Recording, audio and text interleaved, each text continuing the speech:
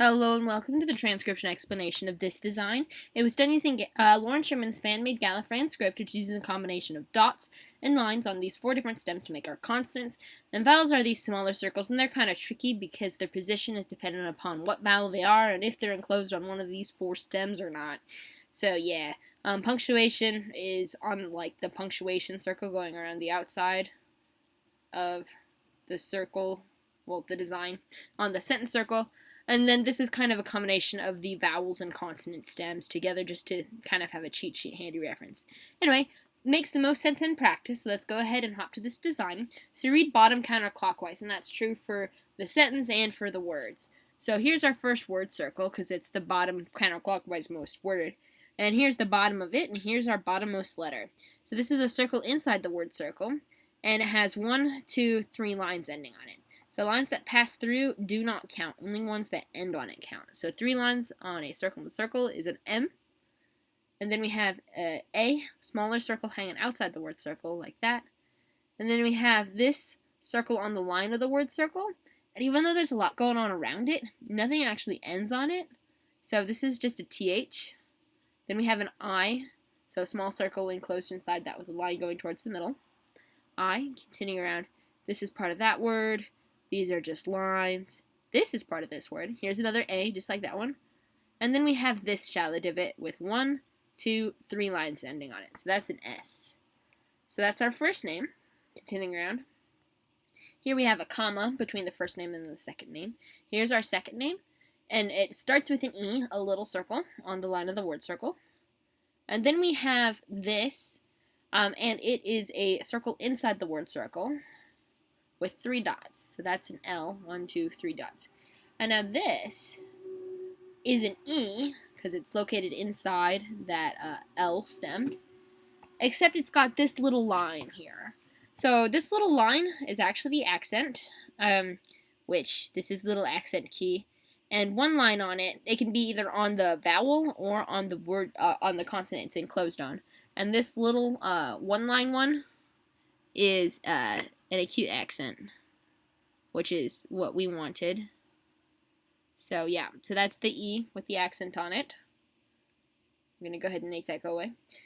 So L, E with an accent, and then we have an N, because it's circled inside the circle with one line on it, with an O hanging out like a bead on a string, like that.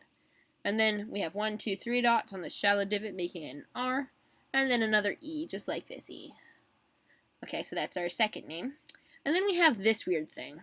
So this is heavily stylistic. It doesn't have any actual official, like... So you can do acronyms just by writing a word with the acronym. But I prefer to make each letter in the word circle a teeny tiny little word circle inside a broken sentence circle. So here we have our first word/letter circle, because it's the acronym. It has an A, so this is A.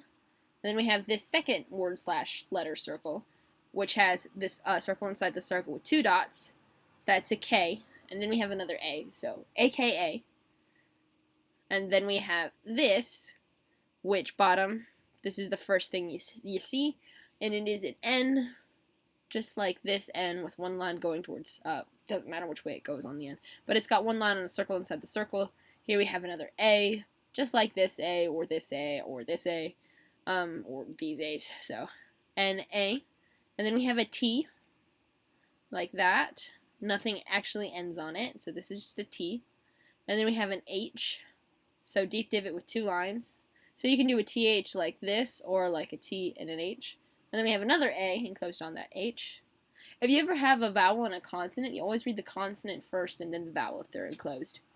And then we have an N, so that's our AKA, or I guess fourth name, or the second person's second name, first person's second name, sorry, N-A-T-H-A-N. And then we have this thing. Instead of spelling out A-N-D, just to save space, since this was going to be a smaller tattoo, I wrote the and symbol, which is this. So it's like a vowel, like an E, except it's got a line passing all the way through. So unlike the accented E, which has one line going just through one side of it, the and has it going all the way through. So yellow is this. Let me scoot that up. So yeah, that's where it says that. So this is an and. So and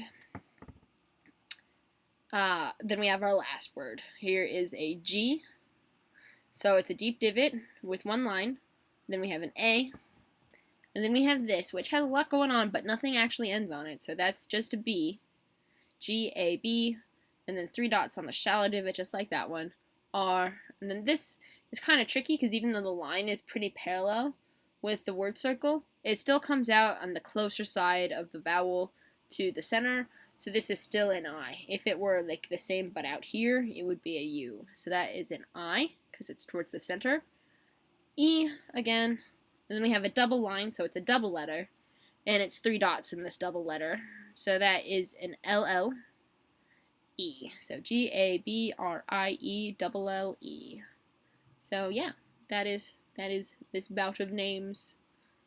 Woo, hope that made sense. And I like getting to play with acronyms when I can.